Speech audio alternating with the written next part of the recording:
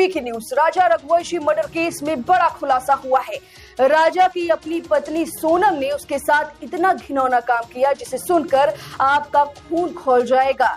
वो जिंदा था तब भी सोनम उसके साथ क्या करती है, जब ये चौंकाने वाला आप खुलासा सुनेंगे तो आपकी रूह कांप जाएगी। और ये खुलासा किसी और ने नहीं बल्कि उसके ही बॉयफ्रेंड राज कुशवाहा ने किया है कि कैसे सोनम राजा को हनीमून पर ले गई, कैसे घर में इमोशनल ड्रामा किया और कैसे राजा को खाई के पास ले गई और उसके बाद उसने क्या किया। आप सुनेंगे तो आपका खून खौल जाएगा। चलिए आपको बॉयफ्रेंड राज कुशवाहा का बयान सुनवाते हैं। पुलिस ने सोनम के साथ 4 आरोपियों को गिरफ्तार किया है। इंदौर पुलिस सूत्रों के अनुसार पूछताछ में आरोपियों ने जो कहानी बताई है वह बेहद खौफनाक है। सोनम की ही कंपनी में काम करने वाला 5 साल छोटा राज 5 महीने से दोनों में प्रेम प्रसंग चल रहा था।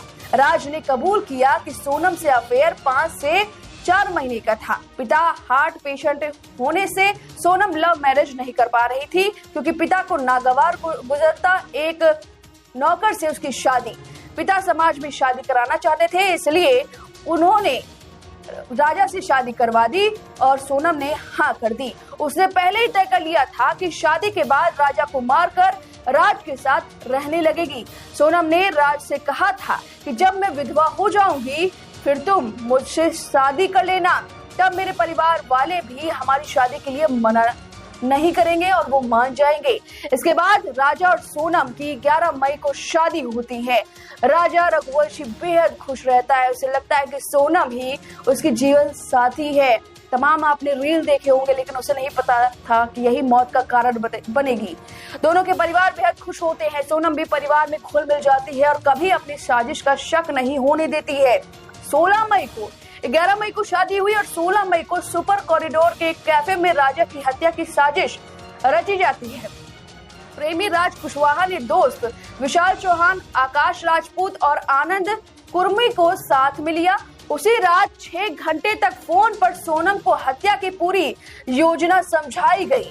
हत्या के पहले राज ने आरोपियों को 50,000, एक कीपैड, एक एंड्रॉइड मोबाइल और नई सिम दिलाई। ये सब चीजें आरोपियों ने सोनम को दे दी। इसी नंबर और फोन से सोनम शिलांग जाने के बाद तीनों के संपर्क में रहा करती थी।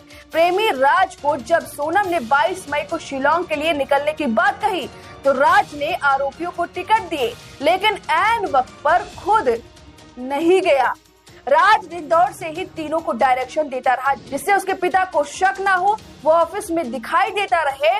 और इतना ही नहीं, जब राजा का अंतिम संस्कार होता है तो उस वक्त भी राज कुशवाहा पड़ोसियों को लेकर अंतिम संस्कार में भी पहुंचता है। आरोपियों ने बताया कि वे राज के कहने पर ही शिलांग आए थे। और अब आपको बताते हैं कि कैसे सोनम राजा रघुवंशी अपने पति को खाई के पास ले जाती है और वहां पर उसके साथ क्या करती है। आपको बता दें कि राजा को जिस डाव यानी कि छोटी कुल्हाड़ी से मारा गया वो ऑनलाइन गुवाहाटी से खरीदा था। आरोपी उनके होम स्टे से 1 किलोमीटर दूर ही ठहरे थे। सोनम आरोपियों को पल पल की लोकेशन दे रही थी। यहाँ पर किराए की बाइक ली और राजा सोनम के पीछे घूमने लगे। आरोपियों ने पुलिस को बताया कि 23 मई की दोपहर 1:30 पर राजा की हत्या की गई। 23 मई को सोनम ने अपरा एकादशी व्रत किया था। यह बात उसने फोन पर अपनी सास को भी बताई थी। मान्यता है कि यह व्रत पापों से मुक्ति और मनोकामना पूर्ण करने के लिए किया जाता है, लेकिन सोनम ने इसी दिन हत्या को अंजाम दिया। दोपहर में सोनम फोटोशूट के बहाने राजा को सुनसान जगह ले गई।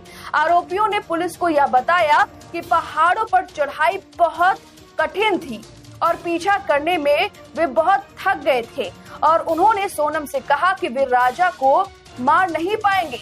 इसके बाद सोनम बौखला गई और कहा कि मैं तुम्हें 20 लाख रुपए दूंगी।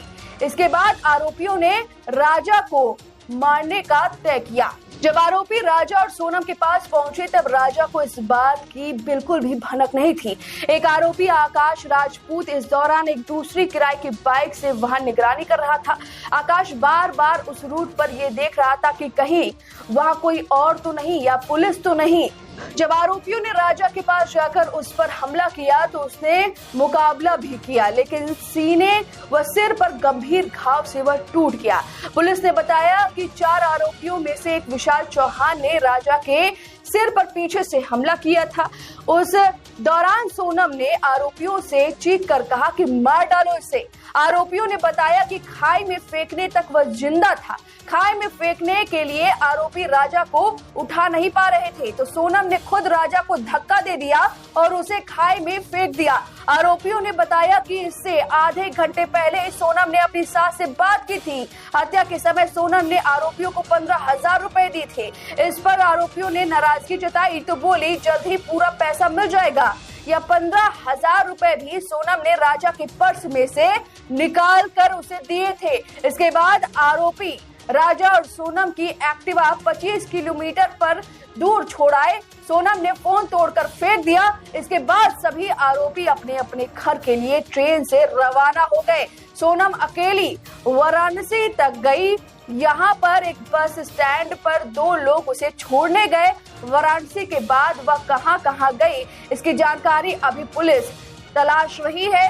और इस दौरान सोनम पूरे केस में नजर रखती रही। जब पुलिस ने राज कुशवाहा और सभी आरोपियों को पकड़ लिया तो वो टूट गई और फिर बस से अकेली गाजीपुर पहुंची और यहाँ एक ढाबे वाले से फोन लेकर उसने अपने भाई से बात की। इसके बाद पुलिस वहां पहुंचती और फिलहाल पुलिस पटना में पहुंची है। पटना पुलिस के गिरफ्त में है और वहां पर उसे पूछताछ की जा रही है। उसका मेडिकल टेस्ट भी करवाया गया है और अब तक उसके शरीर पर भी एक घाव, एक निशान नहीं पाए गए हैं। और जहां तक उसने एक थ्योरी बताई है कि मुझे किडनैप किया गया है और अज्ञात लोगों ने मेरे पति की हत्या की है, वो सरासर अब झूठ साबित होती नजर आ रही है। क्योंकि किडनैपर्स ने क्या एक भी हाथ पैर नहीं बांधे और कहा कि बहन बैठ जाइए मेरे कार में, ये बड़े सवाल लोग उठा रहे हैं। वही आपको बता दें कि अब तक ये जो सूत्रों के हवाले से ये बयान सामने आए हैं, इस पर भी पुलिस अभी हर एक व्हाट्सएप चैट डिटेल खोज रही है। पुलिस ने सोनम की 1 साल की चैटिंग निकाली है जिसमें राज का नाम सामने आया है और चैटिंग के आधार पर अब मामले का एक पक्षाक्षेप रखा जाएगा, सबूत दिए जाएंगे। हालांकि जब तक सोनम से पूछताछ पूरी नहीं हो जाती, अधूरे सवालों के जवाब नहीं मिल जाते, तब तक कुछ कहना जल्दीबाजी होगी। अब फिलहाल इस पूरे बयान पर आपकी क्या राय है? कैसे एक पत्नी अपने पति के साथ ऐसे कैसे कर सकती है? उसे उसकी जान लेने की क्या जरूरत थी? डाइवोर्स भी ले सकती थी, एक जान उसने ले ली और बेरहमी से उसे इस तरह से धक्का दिया, जो अब तक सूत्रों के हवाले से खबर आ रही है। अगर ये बात जब पुलिस के हवाले से सच साबित होगी तो जरा सोचिए कि घर वालों पर क्या गुजरेगी। अब इस पूरे खबर पर आपकी जो भी राय में कमेंट करके जरूर बताएं।